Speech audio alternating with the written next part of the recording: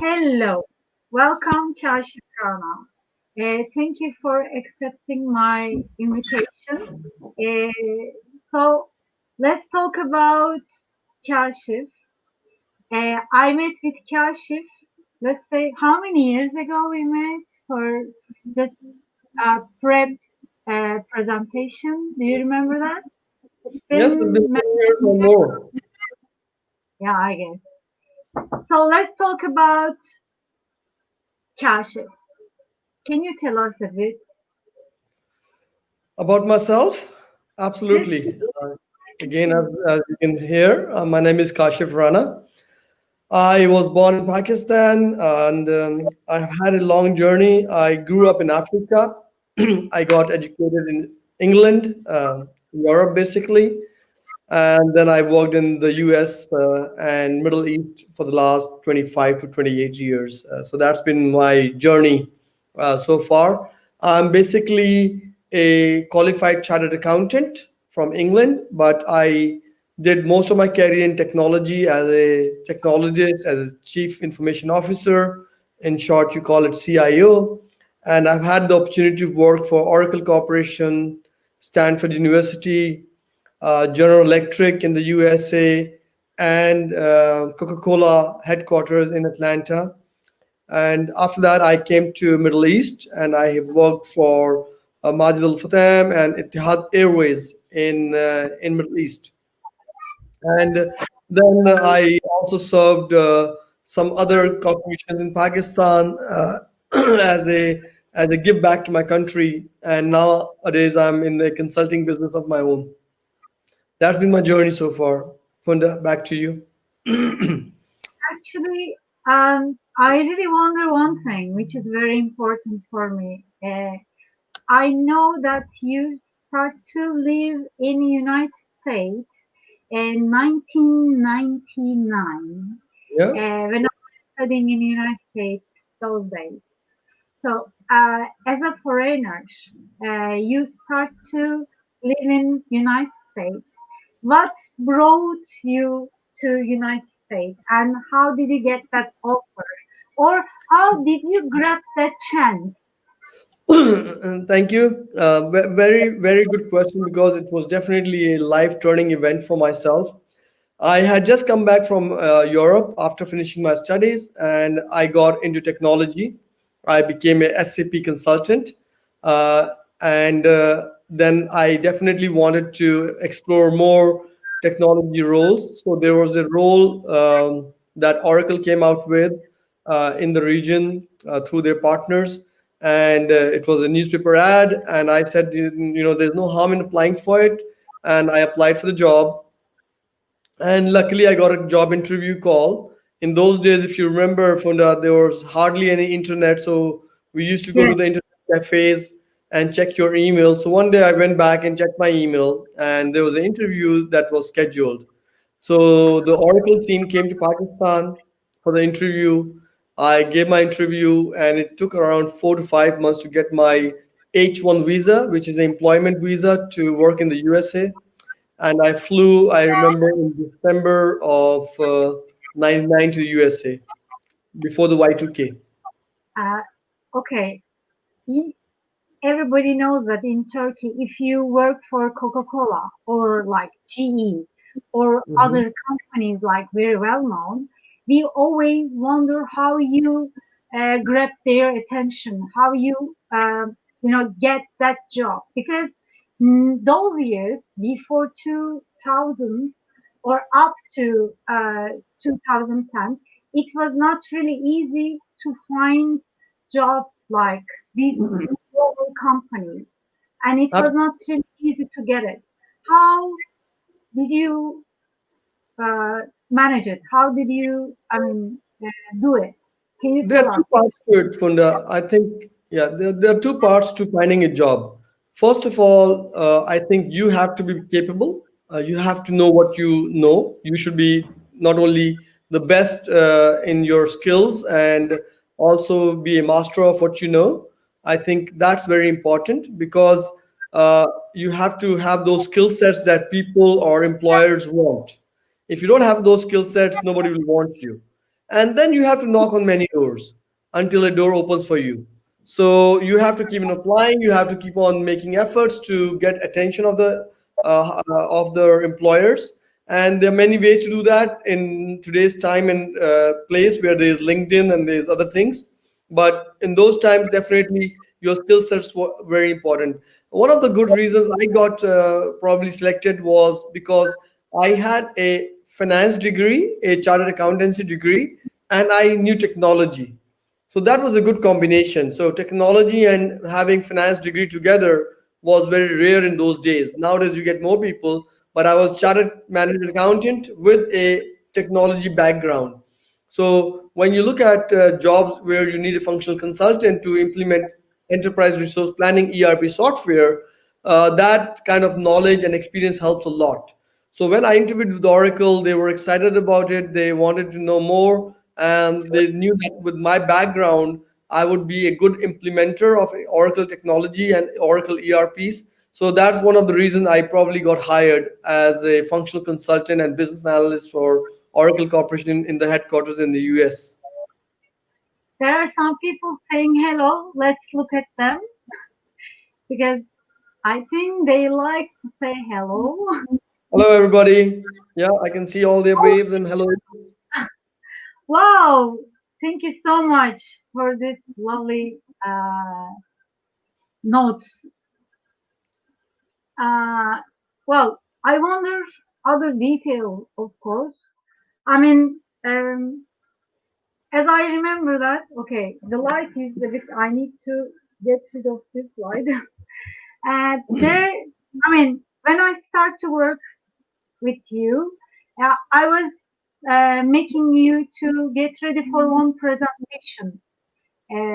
So before the presentation, you want to show your talent in English.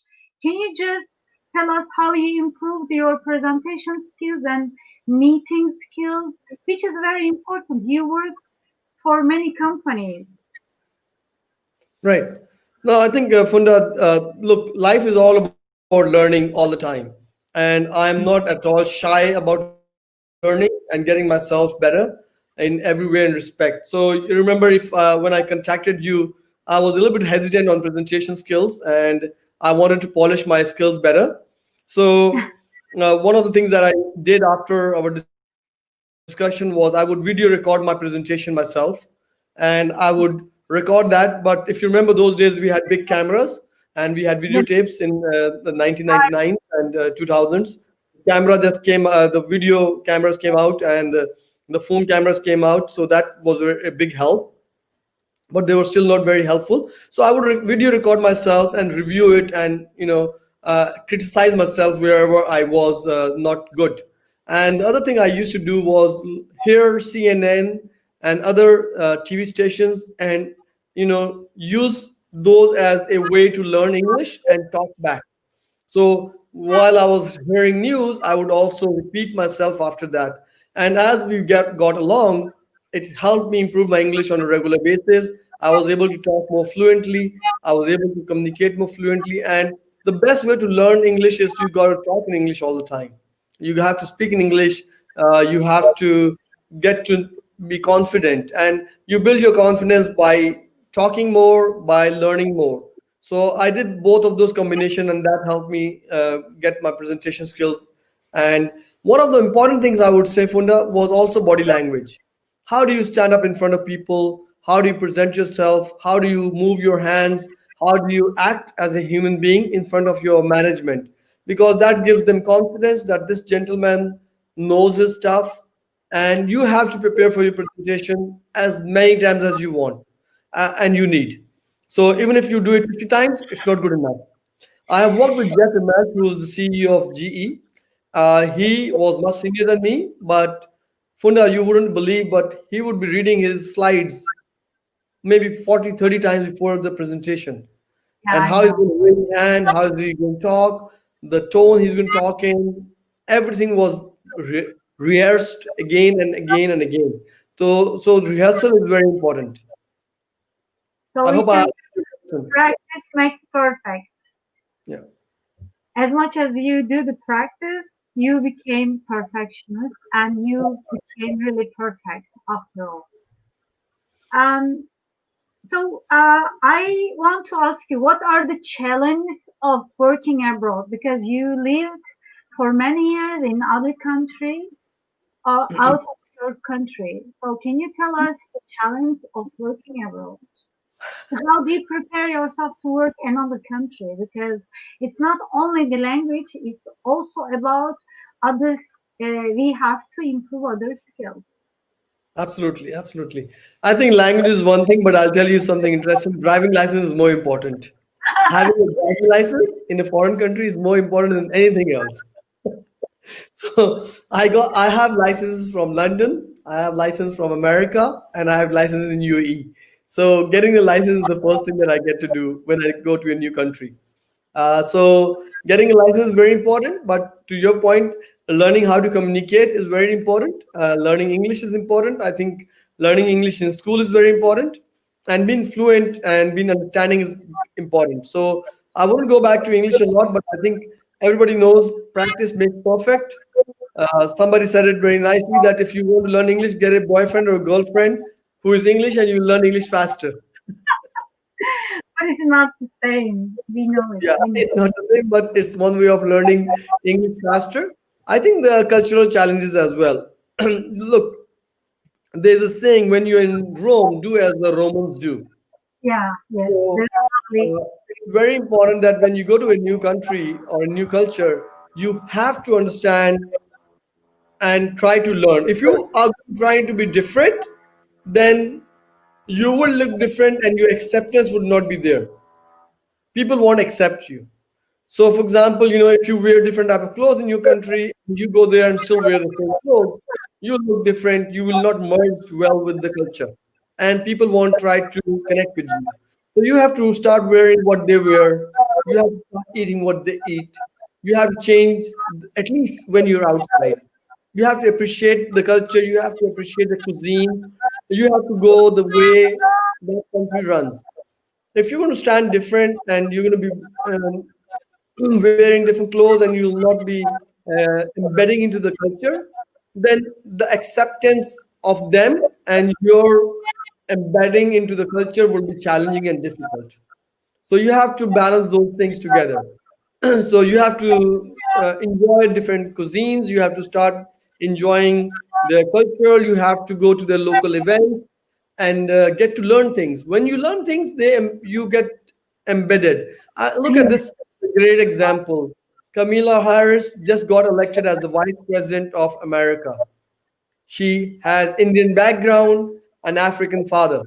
What Mm, could be more different? She became the vice president, the highest position in America.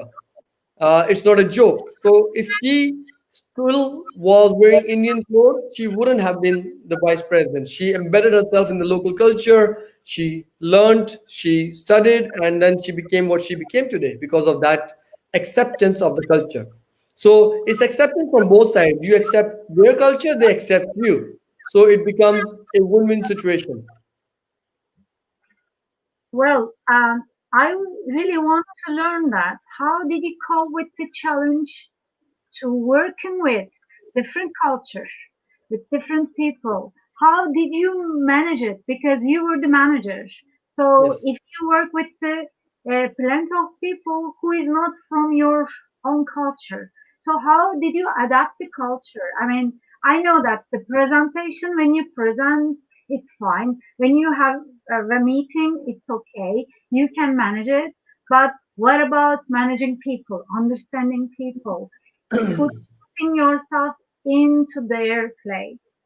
Absolutely. I think one of the best things that you have to do when you are a manager and you're managing people across different cultures, you have to be a good listener. You How have to listen. Yes, absolutely. You have to listen and be compromising as well. I'll give you an example. In America, when I was in the US, I used to work with approximately 5 to 6 different cultures, 5 to 6. You take it African American, you take the white American, you take some Indians, Latinos, and maybe some Brazilian or somebody, 4 to 5 cultures. So it's not that difficult because you have to understand their background. You have to understand their challenges of English language, maybe, or their cultural challenges. You have to adapt them into your team and then also guide them and engage them. So I have to tell people who came from Mexico joining my team how to become better Americans, and I'll coach them. And when that kind of rapport works with you and your subordinate, you build good bridges. I'll give you another example. When I was in Abu Dhabi, Etihad Airways, I had a team of 65 nationalities. 65 nationalities, which is a little bit crazy because in America it was 5 nationalities. Now I have 65. You talk about anything from Philippine to Japanese to Korean to Chinese to American to British to Brazilian to Mexican. I had everybody in my team. And every day was challenging. I would say, let us celebrate something, Funda. And somebody will say, no, no, no, we can't celebrate. Today is a bad day in Philippines. I'm like, okay, let's celebrate tomorrow. Tomorrow is a bad day in Brazil. Sorry. Okay. And bad day means something bad happened. Earthquake came, flooding came, people died. So every day was a bad day. So what do? You don't celebrate. So we had to figure out how to accept, because if I am celebrating and my Filipino colleague or worker is not happy, then I have a problem. The culture will change. So I have to listen, accept, and modify on a daily basis. So it is very much about acceptance. It's about listening. It's about appreciating different culture, and it's appreciating different views. You may have a different view. I would have a different view. Like, you wanted to do this event a couple of days back, if you remember, Yes. and we postponed this discussion, right? So you have to be understanding about the cultural challenges, your own situation, your loved ones, and I hope everybody on your side is okay. I've checked with you previously, and I hope everybody on the talk here, their loved ones are okay. So you just have to be understanding and accepting of everybody's challenges. By the way, we are really sorry what happened in İzmir. That was a really huge earthquake, and I'm sorry again. Uh, Actually, the day after the earthquake, we planned to have the conversation, but we canceled. That he was really understandable person. That okay, I understood your situation. We are really sorry, and we follow up from Pakistan. So, I mean, that was really nice of you that you just did something like that. Thank you again. So this is a good example. You understand people while you are outside, so you learn other people. I guess. Absolutely. My life is going so bad. Let me just close the certain.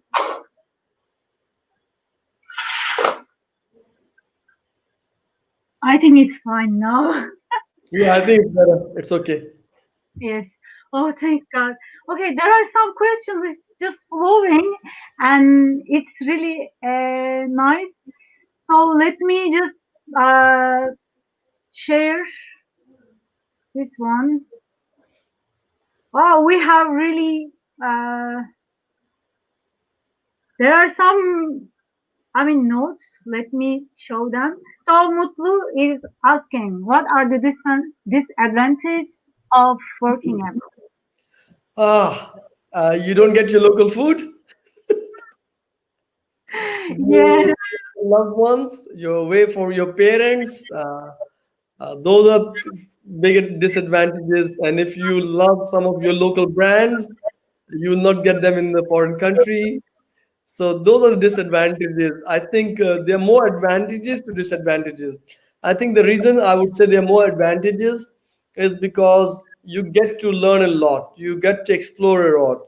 And when you come back to your home country, you get to become a person who has a lot of experience and knowledge, and you bring that back. So there are more advantages, I would say, than disadvantages. Okay, again, Mutlu is asking another question. What do you think about new jobs?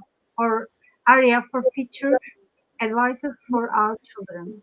I know that Mutlu has kids, so he's also wondering the future of the kids, what's going to be. I mean, so you're the part of the technology side, so he's curious about learning. Absolutely. I think it's a loaded question. It's a big one. Don't hold me or sue me for this. But the future is all about technology, to be honest. You have to be in technology. You have to start teaching your kids how to code, how to program, how to be a technologist. I think the rudimentary track to education is becoming sort of obsolete. I think putting the kids into just school where you learn English, math, and all that stuff, you those are good, but I think they are not fundamentals. They are strong, but going forward, you have to have the technology and programming as a key aspect of kids' future. And most of the jobs are going to be in technology. The good paying jobs and the heavy hitting jobs are in technology. And I believe that technology is the future. There are many careers that are coming to an end because of technology. So I believe technology will take a big future forward. In the last 20, 30 years, you have seen technology growing. We have seen computers shrinking. And my advice would be, get the kids learn as many skills as possible around technology and science, I would say. I wonder one thing which is very important for new generation. I mean, I know that now in our uh, audience now listening us, some people are working as a software engineer. So some of them are engineers. So what do you think about the future of the engineering? Because we know that the you know how can I say it? Artificial intelligence, virtual reality, and there are many things that is going to be uh, sooner or later. We will see much more different technological side, as Elon Musk is always saying it, you know. So I really wonder that. What do you think? Because you are the part of computer science and the technological science, so tell us a little bit about your, I mean, opinion. I think, like I said, technology will be taking a big role in the future. It is right now as well. Artificial intelligence is going to get even more complex and more complicated. It will be managing a lot of our aspects of life. The technology, software engineers are going to be needed. System engineers are going to be required in the future as well. I think the demand is just going to increase. If you see the number of jobs for computer engineers are immense. Before even you graduate in America, you get a job offer. So again, new technologies are coming. Blockchain is also, cryptocurrency is picking up. Countries in the future will adapt cryptocurrencies in the future. There is a future for them as well. You won't see a lot of, real money in the future. Digital currencies are moving forward. Artificial intelligence will take a leap forward. They have already done a lot in the last 10 years. If you see AI is growing immensely, not only in IT field, but in healthcare, in banking, in every sector, you'll see AI taking over. So for us as people, we need to be ready to work with AI in the future. So we cannot fight against it, but we have to embed ourselves with it. And we should not be scared that AI will take our jobs away. We got to make ourselves more efficient and effective by working on AI and making it work for us rather than we work for AI. So we have to come to a balance of where AI becomes a component of our everyday doing. Just like we use computers to do our work, we need to start using AI to operate better, to have more in-depth knowledge. If you look at some healthcare explanations of AI, AI was able to identify cancer in X-rays and human beings more accurately than human beings themselves. So it's not about losing our opportunity. Doctors would get better by using AI rather than not using it. So you don't have to fight against it. You have to embed it in your daily lives and work. So that's what my perspective is about AI. Hmm. There are other questions. They are so curious. Thanks for all of you. So there are some. Okay. Turgay is asking, hi Kashif, could you please discuss a little bit about your problems with your superiors if you face any? Yes, I think very very good question about superiors. Look, I think the most important person in your work is your manager. Yeah. So you have to not only manage downwards, you have to start managing upwards as well. So one of the critical role of a key person in your organization is your boss. If you don't get along with your boss, you're not going anywhere, and you may not have a job in the future if you don't get along with him in the right way. So working with your superiors is very important. I call it managing upwards. Everybody knows how to manage downwards, but you have to manage upwards. So one of the key things that I learned is the you have to learn about your manager, what he Mm. likes, what he dislikes, how does he like getting communicated with, what are his preferences, what are his ways of working. So you have to adapt yourself to his ways of working rather than expect him to adapt your way of working. Similarly, people under you have to adapt your way of working, vice versa. So you have to understand. And what I usually do, I have a candid meeting with my manager once I get on the job of how does he want me to communicate, how regularly, what kind of email details does he want, what kind of information does he want, how does he want me to communicate with him. If it's an emergency at 12 o'clock, can I call him at 12 in the midnight? Yes or no? Does he like text or does he like phone? Does he like email or does he like in Mm. person? So I work with the manager to understand him very diligently. Then I sit down with him on a quarterly basis and look at his goals and objectives, and I see how I can align myself to his goals and objectives. So whatever his goals and objectives are becomes mine, and I have to fulfill them. So I give him monthly, quarterly updates of what's going on, how things are moving, what needs to happen. So you have to have a very, cordial relationship with your manager, as that is the most important role in that organization that you're working in as a job. So having that cordial relationship with him, I don't think we should become friends, but you should have a very good relationship in regard to work ethics and your regular updates. So he feels comfortable assigning you roles, assigning you a responsibility, and he knows what the status of that responsibility or role is at any time in the day. There are some notes again. Thank Mutlu is sending his thanks. So there are some hellos.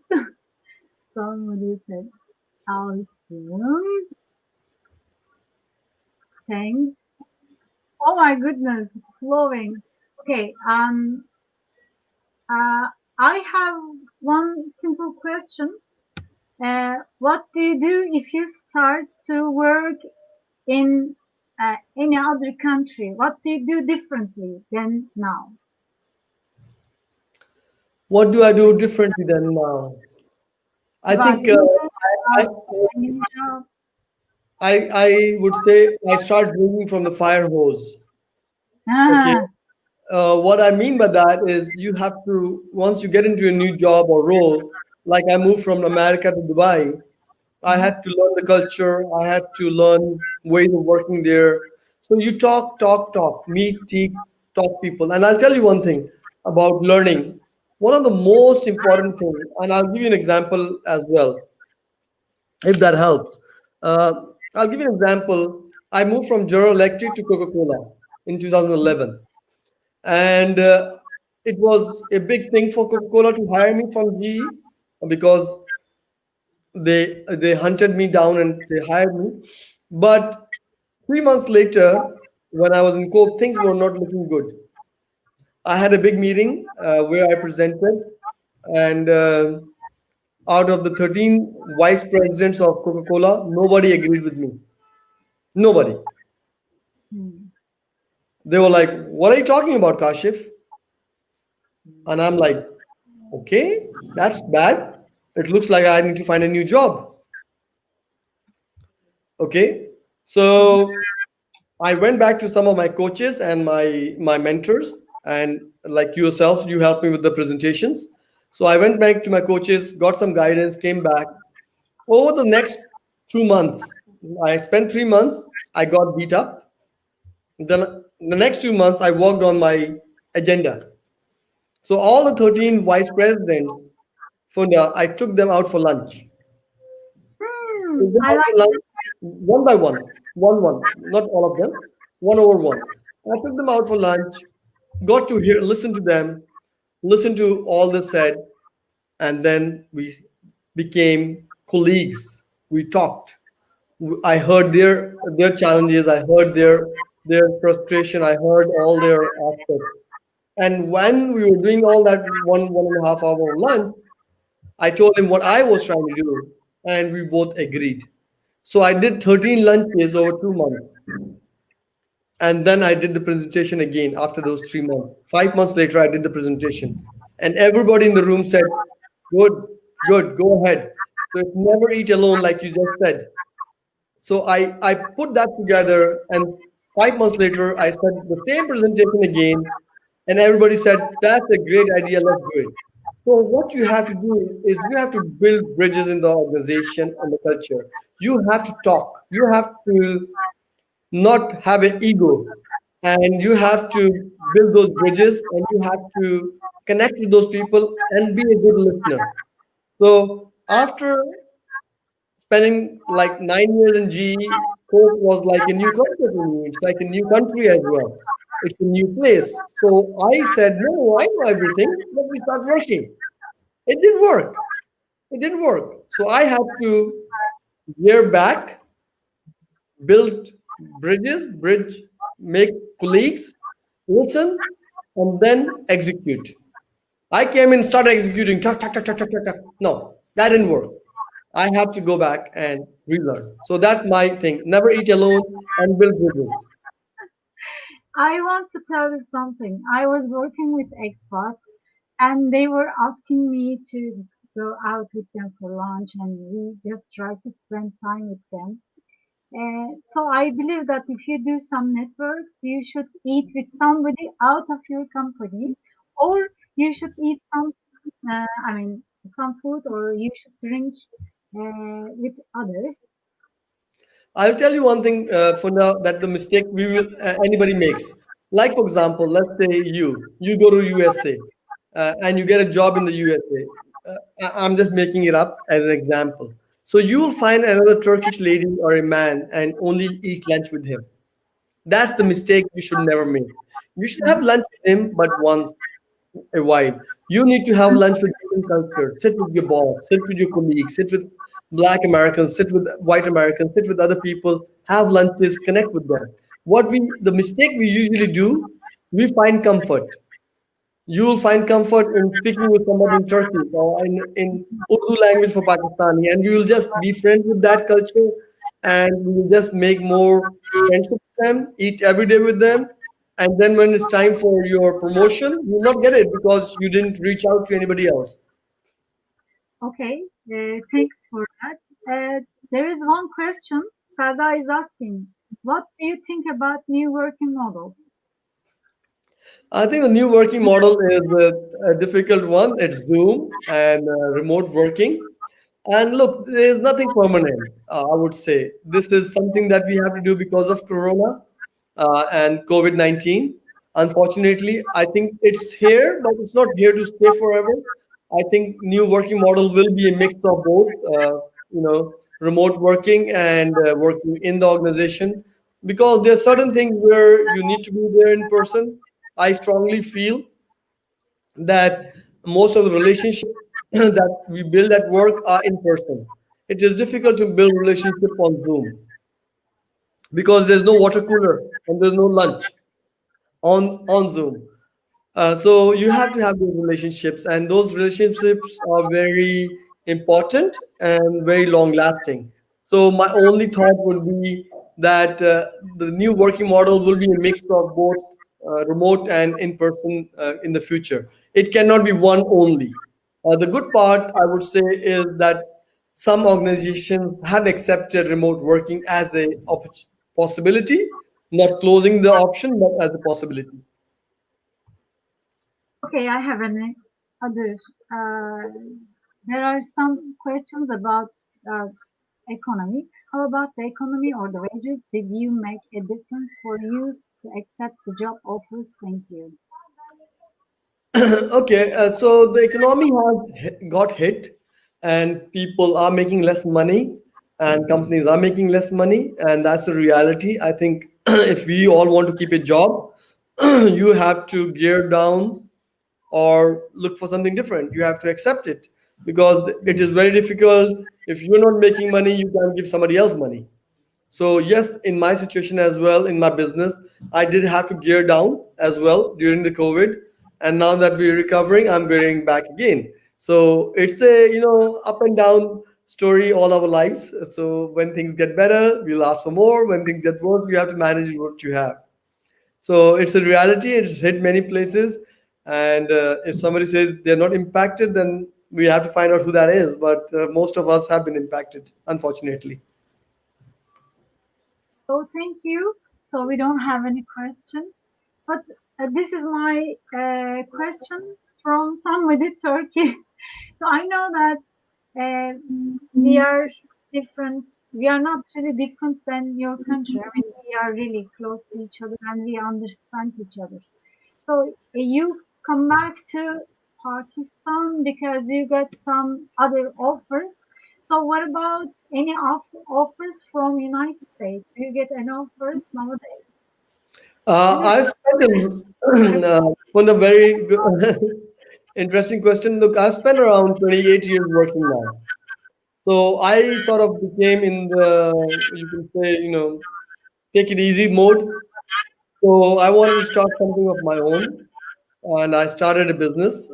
And luckily, I've got some clients across the globe, some in Sri Lanka, one of them in Turkey, and I have some clients in Pakistan as well. So when COVID-19 hit, I was traveling from USA to Pakistan for my clients, and I got stuck here. So I'm liking it here because if you see, America has been hit very hard with COVID. So I was lucky to be here, and until situation gets better, I won't move back.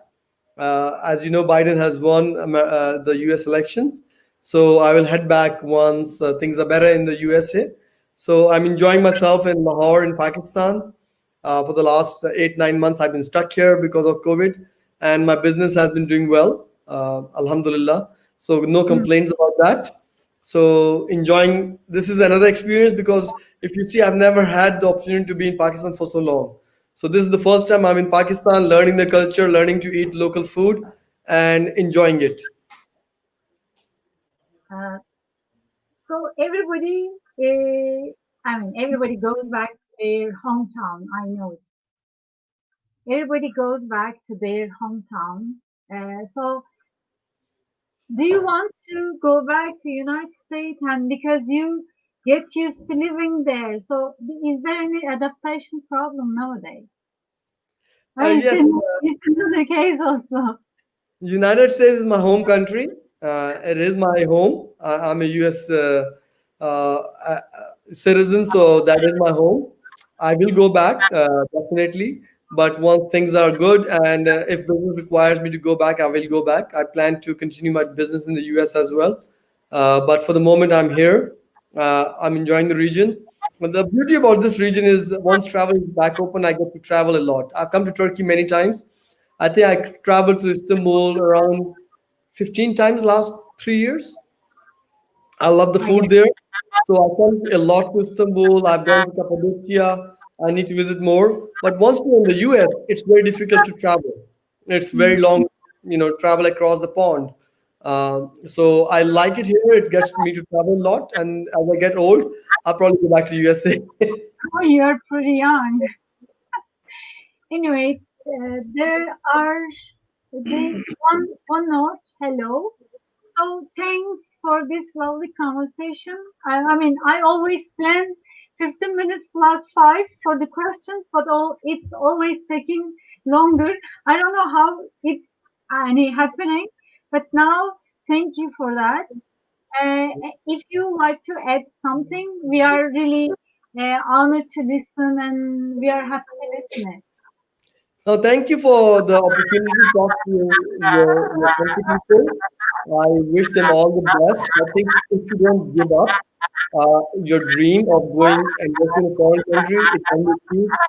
You will get many no's, but one will become a yes. And if you don't get a yes, find a way to make your own door. Knock on doors, but build your own door. And I'm happy to keep connected. You have me, if you Google my name, Kashif Rana, I'll come up. You can add me on your LinkedIn profile. If you can get any guidance, help, happy to do that. And I'll share my LinkedIn profile with you as well. I believe you have it, Funda. So happy to be We back. will meet. And Thank you. Thank thank you you so for much. your experience. Thank you. You're welcome. Thank you so much.